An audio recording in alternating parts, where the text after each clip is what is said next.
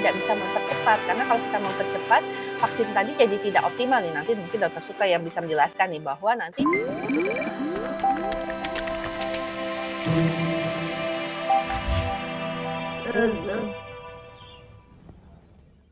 ya, jadi sebenarnya yang paling baik ya melengkapi vaksinasi sesuai dengan jadwalnya. Jadi kalau memang sebenarnya sangat terlambat ya kalau kita baru mulai vaksin pertama saat ini ya, Mas Adi. Ya, kecuali kalau memang kita dalam kondisi kesehatan kita tidak memungkinkan untuk mendapatkan vaksinasi. Jadi kalaupun belum mendapatkan vaksinasi, ya segera vaksinasi dosis pertama.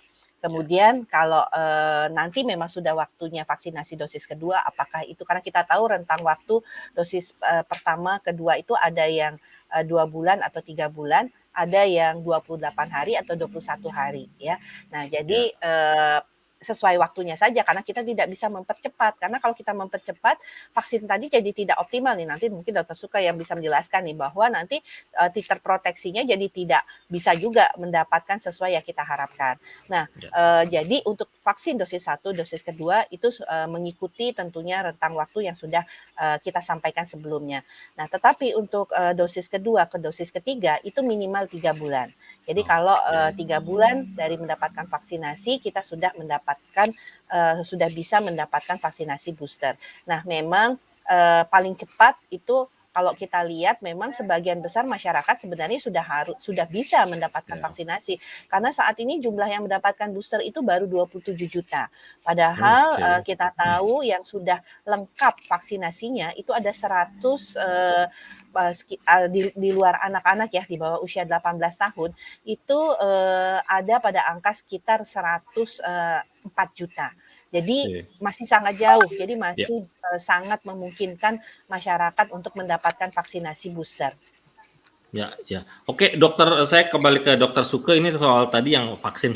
Dok, kalau misalnya nih katakanlah makanya tadi sebetulnya sebagusnya nggak bisa juga hari ini booster kemudian besok langsung mudik. Atau kalau itu mepet-mepet banget ya Dokter Suke ya kemudian mengalami gejala ya KIPI tadi, apakah masih bisa dok tetap jalan aja misalnya terutama dengan kendaraan umum ataupun pribadi itu gimana dok? Kalau ada yang dirasa apakah nggak apa-apa itu hanya gejala yang bisa dibawa sambil di perjalanan atau sebaiknya tahan dulu sampai gejala KPI-nya itu mereda begitu dok? Ya, kalau mengenai gejala KIPI ya, KIPI kan biasanya paling lama 3x2 ringan sih biasanya, tetapi alangkah baiknya terutama kalau untuk lansia ya ditunggulah sampai benar-benar aman 3 hari tersebut. Supaya memang ya paling nggak 24 jam menurut saya itu hal yang paling penting.